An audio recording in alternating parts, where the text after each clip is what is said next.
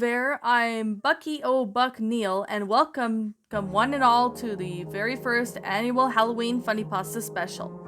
This will hopefully become a yearly tradition from here on out, so please sit down on my polar bear rug and shut the F up as I begin to tell a story, so spooky, downright smelly, that will cause your skin to fall off like a badly butchered onion. This Halloween on Funnypasta Street. Oh, and before I forget, make sure to eat your vegetables before going out on Halloween because, quite frankly, you're gonna get a bad example. Rude carrot opinion. Colonel Dodo sat on his brand new ship gazing out at the morning sky. Today was Halloween and Colonel Dodo had not yet bothered to get a pumpkin. He needed one fast. He tried heading over to the local pumpkin farm only to find out that they have been completely ran out. Next, Colonel Dodo tried Tesco and asked a security guard named Morrow if he had pumpkins in stock. Morrow was wearing a really doggy Shrek costume, which made Dodo think twice before asking him for help. But he was so desperate. Morrow said, well, you're just in luck, my friend. We only have one pumpkin left. Follow me. Colonel Dodo, and Morrow made their way over further to the store until they reached a seemingly desolated aisle with shelves that were normally housed with Halloween candy were all empty, and Dodo asked, "Where's all the candy? Where's all the love?" "Did you hear the news?" Morrow asked me before continuing with, "Boris Johnson has canceled trick-or-treating this year. Therefore, Tesco has decided to boycott all of its Halloween candy out of the fear of Johnson sending out that prick, General Asquith, after us." "I see," Colonel Dodo said, as he was some kind of superintendent claimers, who then asked Morrow about the pumpkin. "Oh, you'll see. Come to the World Cup of this final this afternoon," Morrow joked out before Dodo asked what he meant by Morrow. He pulled out a large pumpkin from his ear. Where had he been keeping that pumpkin? Well, my friends, it's better that we never know. So Colonel Dodo then proceeded to ask Morrow on how much the pumpkin was. "Take it, it's free," Morrow proclaimed happily as Dodo said, "For free? Ha ha ha, no. I want 1,000,000 pounds in cash," Morrow explained. Morrow needed that money to get the plane to Lost Haven, where he would finally get his name on the street signs. He finally got a lot of friends down there who could help him by swinging a piece of the rounded table. Maybe even a record contract if he's feeling especially cheeky. Colonel Dodo groaned heavily, and then he brought not any money with him. He brought it so he could just get the pumpkin for free, if he played his cards right. Upon learning that Dodo didn't have money to pay for the pumpkin, Morrow would pull out an incredibly scary face, which was so scary it made Dodo go crap some Tic Tacs. "Get out," Morrow said with the scariest voice you hear. Not wanting to complain or risk possibly getting killed by Morrow, Colonel Dodo reluctantly took his leave. Now outside the parking lot, Dodo whined about how would Captain Hook and Peckflex were able to still be around, never have this happened. He never really fully knew how to cook, and Henry ambassadors, they were also too busy for him now. But perhaps Peck was still around. He might be able to still in the driver's seat. Sadly, old Peck was dead and as a doornail, and that's when Dodo began to ponder around the possibility of bringing the people back from the dead. He wondered if it'd be possible to bring back the dear first mate back from the dead. Dodo lit himself a pipe and then took out a huge puff as he asked, "Who could help me build my resurrect for my dear Swimp Wumpa?" That's when Dodo remembered the urban legend. If someone visits a cemetery on Halloween night and they played a scary prayer, that it would be able to resurrect the dead. Only one problem. The person who says the prayer has to be a pastor or priest for all you uncultured swines out there. "So you be the lucky priest?" Dodo wondered to himself. That's when he clicked his lips and he knew exactly who to go to. He needed the best priest in the world, and he needed to be one. There's only one. Only joking, he needed Father Shadow. Bob, incredibly quiet and a man from Alaska who was troubled on his Halloween morning, for he had spent the last month getting all of his decorations ready. It was now finally to start decorate his trailer. He finally planned on Bobby helping him, but she was so busy dancing at Gordy's place. Oh, that Sly Fox was slowly going to show that bushy tail tonight, Bob thought warily. This Halloween, Gordy and the rest of the police department would have to patrol the streets in Alaska in order to keep people from trick-or-treating.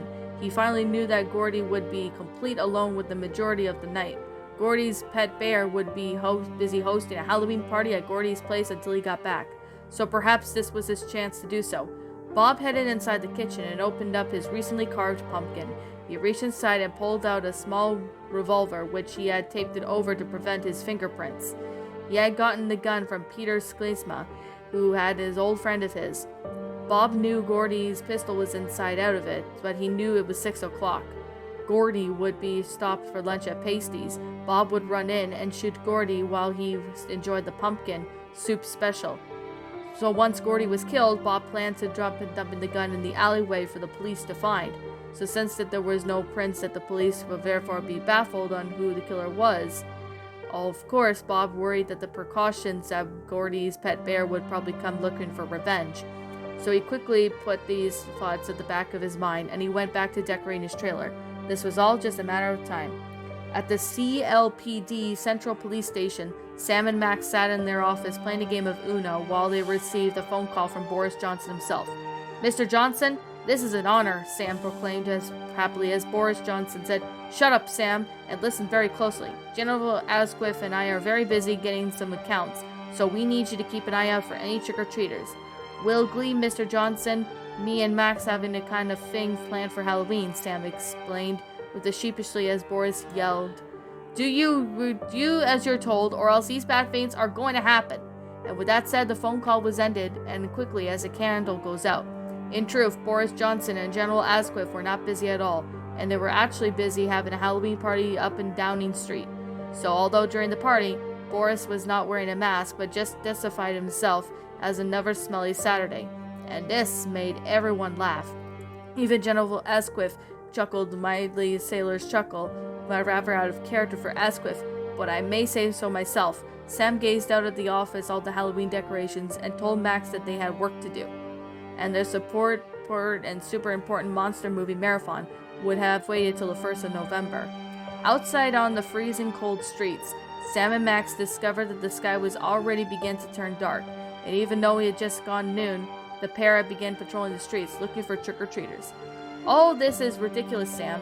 No self-respecting person would be outside in this weather," Max whined as Sam responded with, "Well, maybe not, Max, but we can't afford to take any chances. The Prime Minister is counting on us." They then realized that it was rather stupid of them to be walking, so they headed back to the police station to grab their car. Inside the car, Max suggested to them, stupid of them, as they were walking and headed back to the police station, only to grab their car. Inside the car, Max suggested of going out to a Missouri late supper at Pasties, and Sam agreed. While driving towards Pasties, Sam and Max found the streets of London to be similarly deserted. There was not a soul in sight. Perhaps maybe for once everyone has headed the Prime Minister's mornings, but yet again the nagging worried, where was all the people? The same afternoon, Colonel Dodo arranged everything with Father Shadow and had come to kill, as Shadow would not be arriving until 6 o'clock. So Dodo decided to, upon most his wisdom, to pay Captain Hook a visit. Dodo and Captain Hook had not spoken to each other in months, and unlike Henry Alberto's, Hook took on the decline and to keep the contract with Dodo, and arranged for Colonel Dodo, as he and Hook had particularly grown up together, and now how Hook turned his back on him, arriving at Captain Hook's boat. Dodo made his way inside, not even bothering to knock on the door. Dodo was dismayed to learn that Hook was not even bothered to decorate his ship for the holidays. He was just a little too disrespectful. Dodo made his way towards the captain's quarters, and he saw that Captain Hook was drinking a cup of tea. He looked at Dodo with a rather smug grin. Too smug, if I say so myself. "Ah, Dodo, I was wondering when you will be able to show up," Hook proclaimed, as he had placed his tea onto the table. "So, how did you know it was me?" Dodo asked. "Because you're not wearing a costume mask, Dodo. Why don't you ever listen and obey the rules?" Hook complained. Captain Hook had become different since departing from Colonel Dodo's side. He had become much more colder and sinister. Well, you could probably say the same for Colonel Dodo, but Hook offered to show Dodo around the ship, and Dodo agreed happily. The ship was massive and was so big, and it occupied the entire dock itself. Captain Hook was set on giving the four of them asking the daring question of why Colonel Dodo was out and about, for the entire country was under strict orders to not go outside. "Well, I was just in the neighborhood, you know," Dodo lied, but Hook saw it through his knife and butter. "Don't BS me, Dodo. You've got something up your sleeves. These of ours, haven't you?" Hook asked. I sure do, Colonel Dodo proclaimed happily as he began to replay his plan over to Hook, who grinned with every single detail that Dodo whispered and obeyed his overly large ear. Dodo, you cannot be serious. Peck is dead and he ain't coming back. Why can't you just accept it? Hook asked, but Colonel Dodo had not heard of him. He just looked at his pocket watch and realized that one of his arms had broken off. So Dodo, not even with as much as the goodbye to Captain Hook, and made his way out onto the streets towards his local jeweler's. At the jeweler's, Colonel Dodo was dismayed to learn that the shop was closed for extra early on Halloween in order to keep up with the current sociological and debates. Dodo even tried to get in the shop owner to fix the damn pocket watch, but the owners were rather a cynical dog of a shop owner and told Dodo to quit whining and throw a pair. Colonel Dodo then decided that he would just buy another pocket watch, so he began dancing around the streets in an attempt to get some money.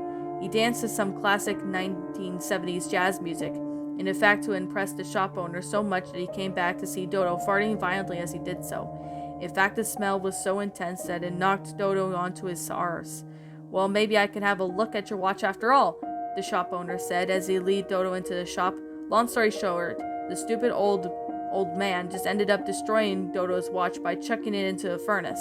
When Colonel Dodo asked why he did that, the shop owner explained about 30-something years earlier when he used to own a shop over at Lost Heaven. One day he sold a golden chain watch to Mickey Mouse, and then the very next day, Mickey Mouse set fire to his shop. To that day, the shop owner still reserves that person of a mouse who would just say what he did to his insanity, and to humble and bumble opinion, that's just very sad. But now that the shop owner was very old and he looked like a very long time to tell stories, it meant several hours had passed. Gazing at the clock on the wall, Dodo realized it was almost 6, so he put on his heel and ran out the door, disappearing into the shadows of the early evening mist. At 5:45 in the afternoon, Bob caught up in a cab with pasties and paid the driver in full. He did the same old route and such as the skilled driver. The driver stared at Bob with an incredibly scary face. He didn't take his eyes off of Bob until he was paid in full. It ain't much better than there, kid, the driver warned as he sped down the streets while Bob made his way towards pasties. He put on a mask and went inside to see Gordy, who just entered the restaurant, and while he was sitting on the table across from Sam and Max, Bob made his way inside and crept past the bars towards the restroom. He had hid inside the restroom and they waited until he changed his plan a little. He knew that he could not just possibly kill Gordy right in front of the police commissioners. He had to wait until Gordy came into with a leak. That was just when he could strike. Gordy, with the famous having an incredibly weak bladder, so around the 10 minutes of dinner service, Gordy got up from his table and made his way towards the restroom. However, another man entered the restroom just before Gordy. Not taking chances, Bob fired 6 bullets into that man's disgustingly green plaid polo shirt. Before Bob could even realize it was a mistake, Gordy had already entered the restroom, and upon recognizing Bob, he asked, "Bob, what are you doing in here with that gun?" Thinking quickly, Bob tried to shoot Gordy only to learn that he wasted all of his bullets on the guy earlier who is now laying dead in the pool of onion sauce. Bob then threw on the revolver at Gordy's face, stunning him briefly as Bob interrupted to make his way out to the front door, only to get tackled to the ground by Sam and Max. "Welcome home, Ma," Max proclaimed happily as he put some handcuffs on Bob, who then tried to his best to break free, but Sam and Max were too strong for them. Engineering for the rest of the room, Gordy held up his hand in pain and said, "Bob, you really let us down, lad." Bob then was taken outside by Max and Sam and then led inside to their police car. He was in for a real rough night. That evening, Colonel Dodo sat on the bench outside the cemetery, waiting patiently for the arrival of Father Shadow. Father Shadow was also known as the better priest in the whole damn priest world. A huge guff of smoke energized Dodo, and Shadow emerged from the smoke, carrying a large and thick Bible. "Did you miss me, Dodo?" Father Shadow asked. "Sure, Father. Are you sure you know when you're going to do this thing or not?" Colonel Dodo asked in an annoyed tone. "For sure, follow me," Shadow said rather happily, as the pair made their way down to inside the cemetery. They passed by several tombstones, including graves of Luca Barsi, the M.T. Barr, and Ronald McDonald. Shadow and Dodo made their way through the graveyard until they reached the Peck's grave, which sat up top of the large and downright smelly hill. The hill overlooked the city, and Shadow wiped the sweat from his brow, and he began to pour holy water into his grave. Well, dear Peck, today is your lucky day has come, Shadow said with a rather energetically, but as he opened up the Bible and began to reluctantly almighty prayer. However, nothing happened. Well, that was just complete a waste of time, Dodo whined as Shadow said, Now hang there a minute, there's still a... Before Shadow could finish, a large black and half chewed off feather burst out of the ground. Dodo turned around to see that it was his dear first mate, Peck Flex, who was alive once again. Peck Flex didn't look right. He looked like diseased, like his left eye was missing, and his feathers were a sickly green color, which smelt nasty.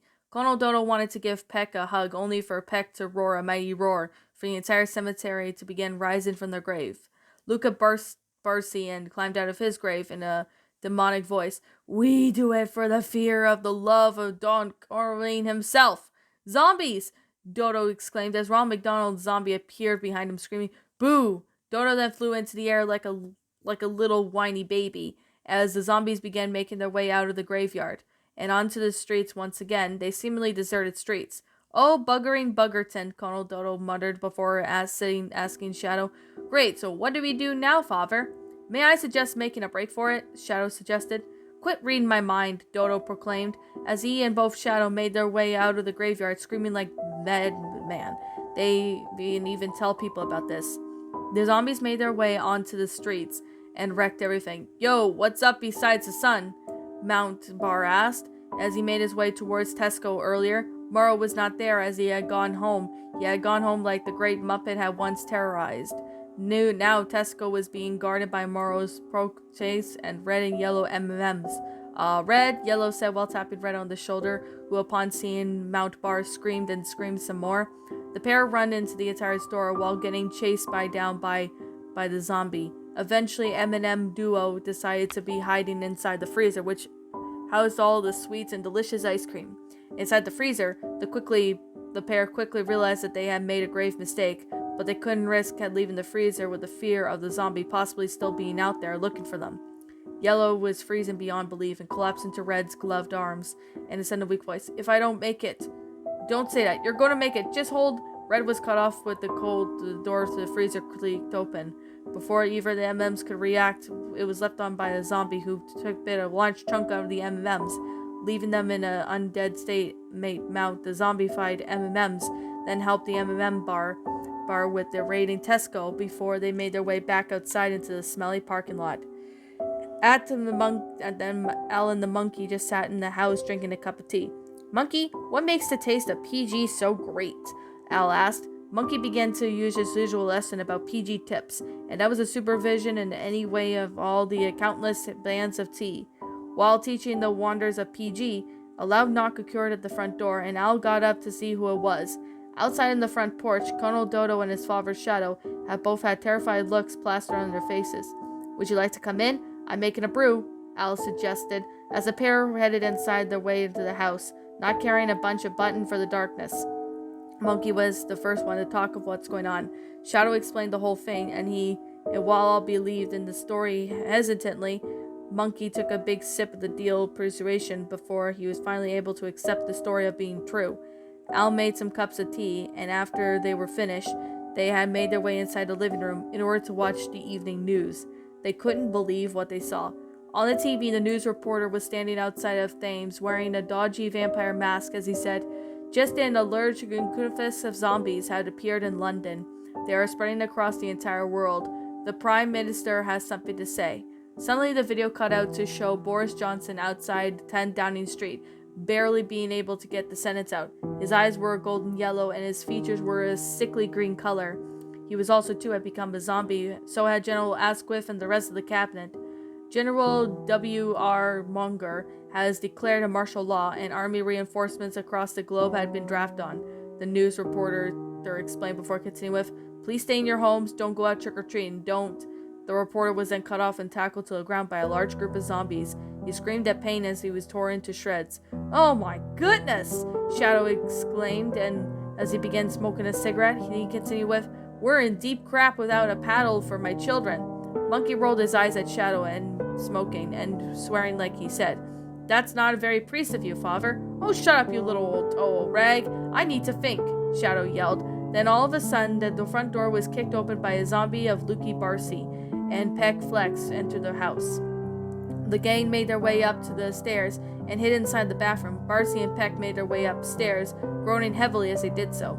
Shadow had been using his strength to kick down the pair of stairs and yelled, "We need to get furniture and more," or manor, or something like that. "What? Why?" Colonel Dodo asked. "He's just the only person who has the resources to kill these things," Shadow explained as he and the others jumped out of the bathroom window and raced down towards the street while getting chased down by Barcy and Peck Flex. Meanwhile, Captain Hook, who after watching the news began making his way over to Thatcher Manor. It was about time and his odds in his favor. In Okoton City, Ronald McDonald had crawled all over on fours to get the local clown prison. You see, back during the Great Clown Purge of 2016, a prison was created in Okoton City for House of All the Evil Clowns. Ronald McDonald had heard all about the prison while visit the underworld. He could always felt something needed to be done about it. Reaching into jail, Ronald McDonald was killed only by the security guard, only on duty before pressing a huge white red button on the guard's desk, which for some reason opened all the jail cells. Moments later, a huge SWAT team appeared out of nowhere in the prison gates, armed to get the teeth with an incredibly powerful weapon.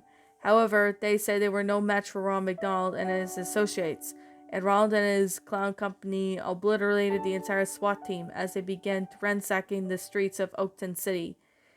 The houses were broken into by local cafes were raided, and they even had been stealing silverware. Now just that's going too far. I was fine with you breaking into the houses and crap like that, but Ronald stealing all the silverware? Now that's just despicable. But I love it, haha. Over at the fields over behind Okoton City, just north of Greendale, Farmer Clive Brown was shocked to see that one of his scarecrows was waving at him. "Ah, none of that, thank you," Farmer Brown proclaimed as he made his way up to the fields towards the scarecrow. Why didn't you, there's a lockdown going on?" Farmer Brown asked as he opened up the scarecrow's chest, only to learn that there was no one inside it. "Then how did you—" Farmer Brown was then cut off when the scarecrow gestured his hand behind him. Farmer Brown looked at behind him and in dismay to look to see a large group of these anthropomorphic scarecrows that were coming towards him. Even though he had plenty of time to get away, Farmer Brown had just sat there screaming as more as the demon scarecrows. They all huddled around him. Sam and Max all heard about the zombies and through the police radio, and they made an urgent call to the department, asking for backup, only to find the entire police department had been affected. Sam and Max, against their better judgment, think it was about time they would fly into their face of good nature if they were able to let Bob get killed by the zombies, or even against their better judgment, they have had to take him. "Where are we headed?" Max asked. "We are going to the local cafe to try to get to the bottom of this mess," Sam explained as she slammed his foot down on the accelerator, causing the car to drive so fast and ended up crashing to the walls of the cafe, destroying it. Instantly, inside the cafe, Sam and Max found it to be completely deserted, and so helped themselves to a cup of tea while Gordy tried his best to talk to Bob. For it was the only time in over 46 years Gordy gave it a full vent to the anger. "What gave you the idea to commit such an act? What gave you the idea to kill me?" Bob had refused to answer, but then he said, "I know you're sleeping with Bobby." "Ah!" Gordy proclaimed as he let out a massive fart. Bob had finally spoken for the first time over a decade. It was indeed true for Bob that he had not been spoken to since the Great Fire of '82.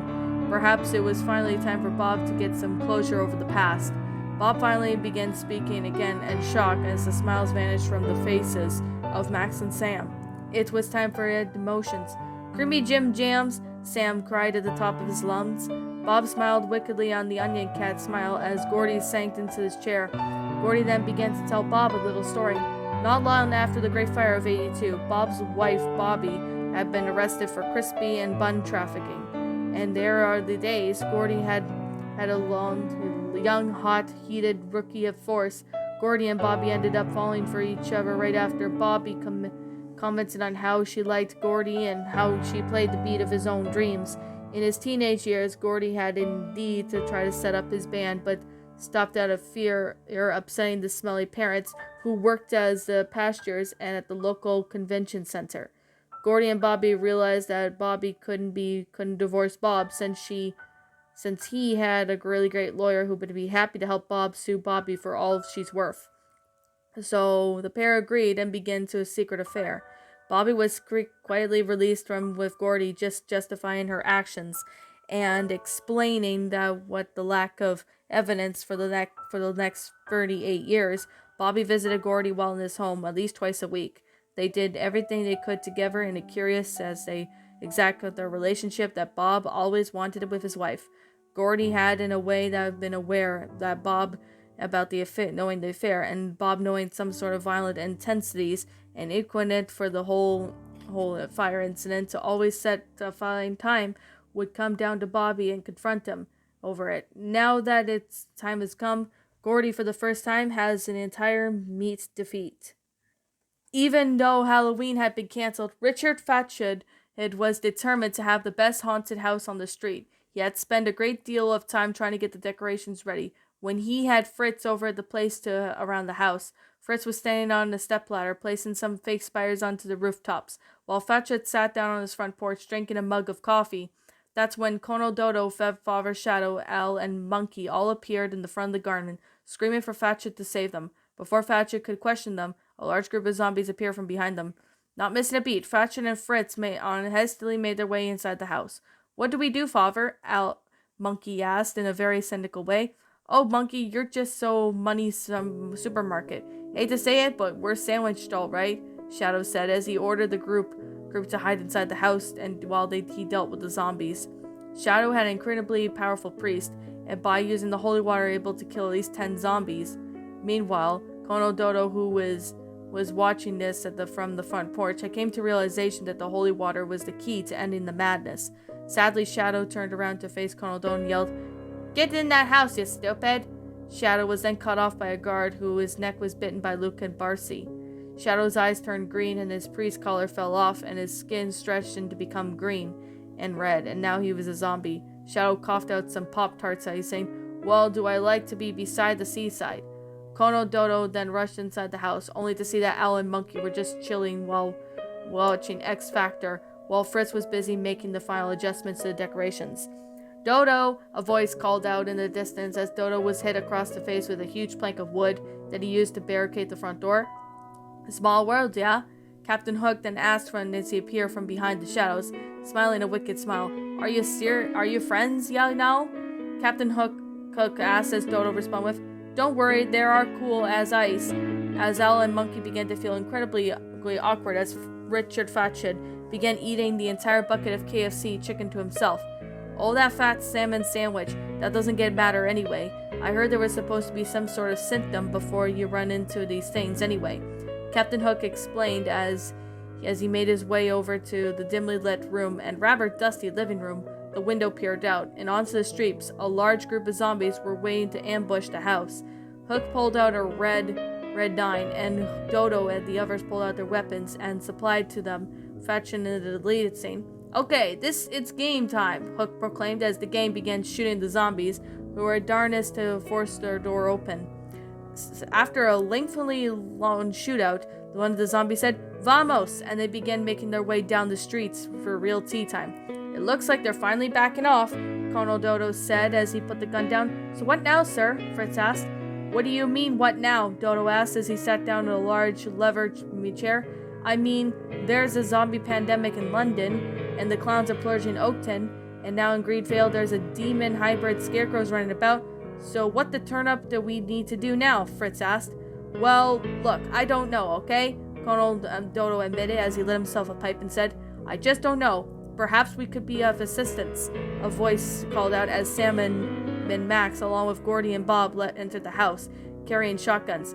Dodo smiled as he pulled out a large map from his butt and placed it onto the coffee table. He was wearing a walking stick to point out all the points of the zombie map. Dodo's plan was simple. They were going to take down all the Halloween demons, the zombies, the clowns, and the scarecrows tonight. Ends tonight. Sam and Max and Futchet were assigned to deal with the clowns while giving Max a massive hatred for them. Bob and Gordy and Monkey and Fritz were going to deal with the scarecrows. And finally, Colonel Dodo, Captain Hook, and Al were going to deal with the zombies who were being spread across the entire country. And there was even more sightings reported in Oakton City. Everyone clear on the plan? Dodo asked reluctantly as it was dismissed, as everyone made their way out onto the streets with their respective vehicles, which had magically appeared outside, as if the vehicles hadn't noticed their mistakes, that their masters were in danger. It was a big exchange, I know what I mean. Sam and Max's car suddenly grew wings, and they flew all the way up to Oakton City. In Oakton, Ronald McDonald and his cronies were all back running amok, and he trashed everything, and Ronald had completely taken over the city hall, turning the entire government into Swiss cheese, if you catch my drift. Having enough fun in Oakton, Ronald decided that the logical step would be to take on London. He knew for a fact that the fellow zombies had already completed take over the city, but he did not care. Ronald and his clown army were so much better and stronger, there were better resources, that they could slowly allow them to win the battle. Sam and Max entered the city, and they made their way up to the hall, upon seeing the pair of Ronald McDonald and his two best clowns, and to eliminate them. Though they were incredibly strong, but the two clowns were no match for Sam and Max, with Max joking, "I thought this was going to be a challenge." Sam chuckled with his fingers and he said, "Don't jinx it, little buddy." Ronald and his clown poses them and proceeds to give him a chase to Sam and Max, who have tempted the mighty McDonald into chasing them with a piece of nice action. Even deaf, Ronald was still a very stubborn clown, and knew it fully well that he had to kill these little punks, even if it cost him his own immortality to do so. Also, I would like to mention that Richard Fletcher was not bothered to accompany by the pair at the request to kill the clowns, because, quite frankly, he was a rather lazy, fat guy without any real fare. Sam and Max lured Ronald and the other clowns into the local McDonald's, where Ronald had funneled everyone from the raiding. Ronald opened his mouth to reveal that thieves were sharp as knives, and he said, "I could go for cheese." Ronald and his cronies busted outside the restaurant, where they were dismayed to learn that Sam and Max were not there. Ronald had turned around, however, and saw that Sam was standing outside the front door, with the smug grins on their faces. Sam then gestured his finger towards the sky. Ronald and his fellow clown looked up, and they saw Max was on large ceilings of lights that hung from the ceiling, pushing the huge bathtub of Jamie Dodgers. Jamie Dodgers was a clown with a true weakness, but after contents of the bathtub that fell into them, Ronald and his associates crumbled in dust. "Do you have an Albert in the can?" Pennywise joked as two crumbled to dust. "Not so Pennywise after all, eh? More like Penny Foolish, am I right?" Sam and Max then made their way over outside and drove back to Fletcher Manor in order to inform Colonel Dodo the good news. The scarecrows were much easier to take care of. Bob, Gordy, Monkey, and Fritz had found all the scarecrows just hanging out in the small rundown house located in the outskirts of Greendale. "Could it be the sea of old Greendale?" Bob asked, as he was very drunk, as well as we can guess it. It was a wimp as a rat juice. Suddenly the scarecrows appeared from outside the barn, and he gave the chase to the group. Sadly, the group didn't really thought of it too much ahead, and they headed towards the actual town of Greendale. While in town, they had hid behind somewhere the trash cans. A pure local church and Reverend Pierre Timmons appeared on the scene. "Oh, do I come back to pray?" the Reverend Timms suggested with a rather sinister tone of voice, as the group hurriedly made their way inside the church. The scarecrows began storming in the church and tried to use the large wood to break down the door. I guess the group were busy listening to Timmons giving them their mass. Monkey, who sat up very front pew, says, "Gents, I have an idea." The group, including Timmons, made their way up to the steps of the very cathedral towards the church tower. Inside the bell tower, Monkey was elastic to learn that they were indeed had a huge plot of boiling water and hot copper, which was used to make the bells. Monkey, with help of the others, pushed down towards the pot towards the edge of the church, and then proceeded to pour the contents onto the streets, where they were completely obliterated with entire scarecrow army in the process. Gordy gave Bob's a massive hug. "You shouldn't think of that pair as much of an arch rivals for the last 30-something years." Satisfied, Sam then made a phone call to Colonel Dodo to inform the good news. So now that was left was the zombies. Colonel Dodo and Captain Hook and Al made their way back to the cemetery and up towards Peck's now empty grave, and saw that Shadow had left his Bible there during the chaos. Dodo picked up the Bible and began to reciting the prayer that Shadow had used earlier. Suddenly, the two green fleshy arms appeared and then pulled Dodo and his friends down into the underworld. Dodo was going to ask Kibosh and to Snivel for some assistance in that matter. Will the bad guys ever do it? I don't know, probably. What are you asking me for? In the underworld, Kibosh and Snivel were trying their best to make some sort of last-minute preparations for a big Halloween-themed party, which was also held at Kibosh's scared their school. Upon seeing the trio enter the underworld without an invitation, Kibosh then turned to face Snivel and asked, "Who are these characters? I haven't had your slightest idea of ghostlessness." Snivel admitted he was quite an ugly little fricker who Snivel was just saying, "I'll tell you very much." Captain Hook then proceeded to explain the whole zombie stitch to Kibosh, who then just grinned ear to ear, and even though he didn't have ears due to the incident that happened up in Owl Creek, the incident that tries his best to forget, but the world does know in mysterious ways. Kibosh then admitted that he acknowledged the fact that the underworld seemed really quietly. So, odd sense to Halloween, typically the loudest day of the year with the underworld. So why do you come to us? Kibosh asked. "We really need some holy water," Colonel Dodo admitted, as he then continued with, "Holy water is the only pure weakness for the zombies. We need to send them all back to where they belong." "Yes, but what about the people that do live before the whole zombies fresco started?" Al answered, confused. Colonel Dodo was stumped. He really hadn't known how to think this very well. Thankfully, Kibosh mentioned that during his exchange, Snivel had made his wickedly Snivel laugh, and made Dodo really angry, but he didn't do anything remotely to the situation. Since Snivel, after all, is Kibosh's best friends for the entire universe, I'm sorry, but it's just really sad. The gang made their way outside of the underworld alongside using an exit, arrived at the local holy water factory, which he located just north of Strawberry, grabbing all the holy water that they possibly could. Kibosh then inflated himself that he became the size of a massive balloon. Dodo and his cohorts, including Snivel, all climbed out of the Kibosh as they headed towards high that evening sky. It was almost midnight and Halloween was at almost the end of for another year. Down went the streets of London. The zombies were dancing a thriller with Peck and flexing, saying insensible, "'Cause this is thriller night, and no one's going to save you from the beast is about to strike." Peck and his zombie friends sing as they made their way through the streets. Colonel Dono and his friends began pouring the holy water from the buckets all over the streets of London, and all across the streets of Oakton City. Within 10 minutes, the entire zombie problem was fixed. Luca Bassi, Peck Fex, and Mount Bar, and all the others had just banished back into the underworld. Kibosh, who promised to deal with them later, the newly cured Boris Johnson, ran out from 10 Downing Street, proclaimed, "You bless you, Kibosh, with you and all the Great Britain great once again." With this mistake met with, Colonel Dodo requests Kibosh to fly them back to Fatcha Manor, and Kibosh responded with very blunt knuckle ones, and the group, with the exception of Snivel, were all dropped off by Kibosh. They all fell down and made it away some more, while asking no begging for Kibosh to get them into a bag of chips. Somehow they ended up crashing way through the Fatcha Manor, with Colonel Dodo brushing himself or playing, Well, that is a very funny way to thank us," Thatcher then proceeded to proclaim. "Now let's party." So Thatcher finally was going to throw his big Halloween party.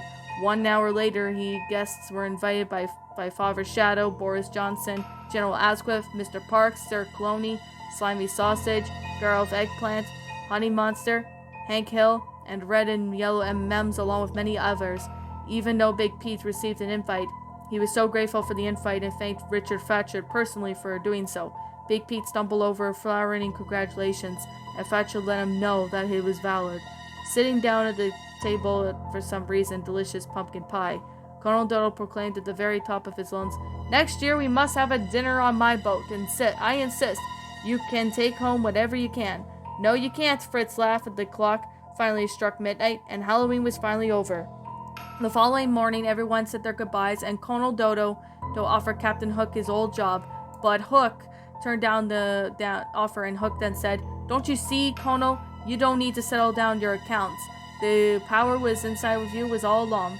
"That didn't help at all," Colonel Dodo said rather remonstratively, as the pair then sang their way down the streets, holding hands through the Hook and the con.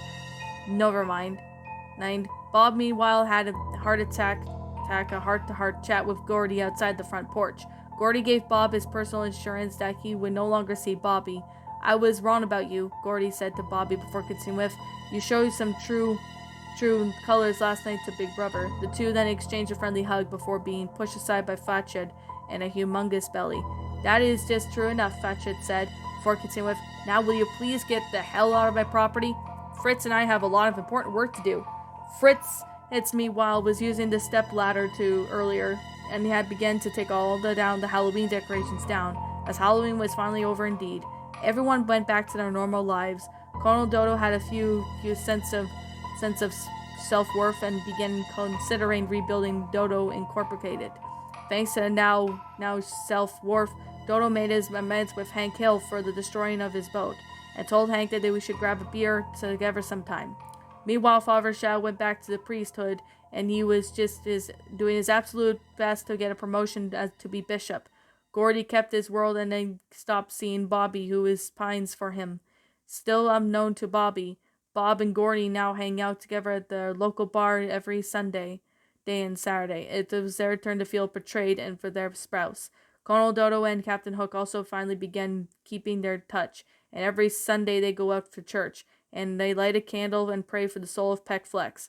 And so there you have it, the first ever Halloween Funnypasta special. Hopefully you could see it one day yearly as a tradition, just like the holiday itself. Wouldn't that be something? Oh, and that is so beautiful tale draws close, I begin to wonder how long the sea glows down in Yorkshire. I suppose it depends on the weather migrations, if you know what I mean. Now please remember to stay safe in this spooky season, and even though the world may be out of bricks, but enjoy the Halloween as you can.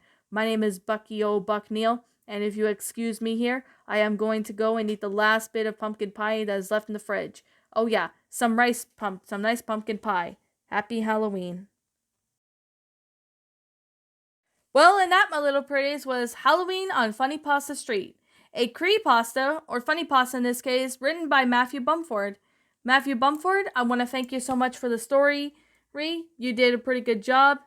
And I do have to say, this story, I really do like it. It's actually really well made, and it was really long, I could definitely say. So, since this story is really long, I'm going to keep the review as short as I possibly can. Despite the fact that this one was a long story, it's probably one of the longest ones I've ever read. Well, anyway, with that being said, it was actually a really good made story, and I have to say, this story was really good. I have to definitely say, Matthew Bumford, this Funnypasta was the best. I did have to take multiple takes at certain parts because it was just so funny that I ended up laughing. It was really well made, Matthew Bumford. You did a really good job with this story. That's a very good positive that I have to say.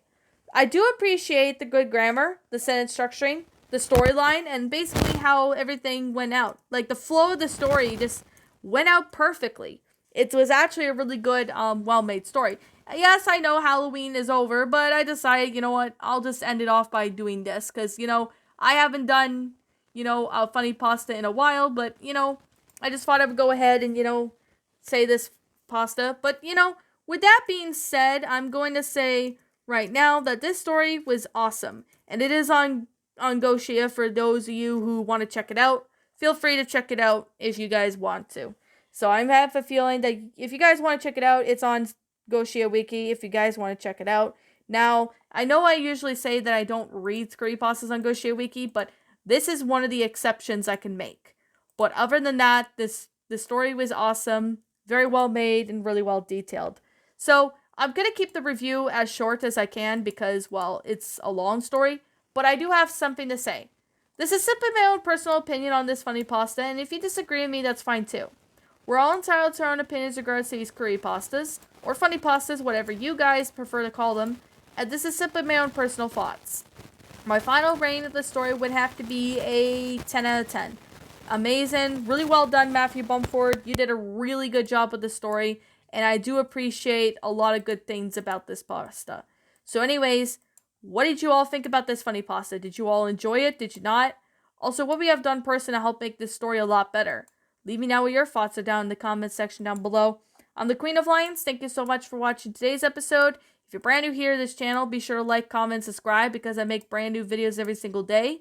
Don't forget to ring the notification bell to when I upload, so then that way you guys will get an opportunity to see what I upload. And as always, please roll the outro because I'm out of here. And I'll be catching you all in the next video, so peace out, and I'll see you all in the next upload.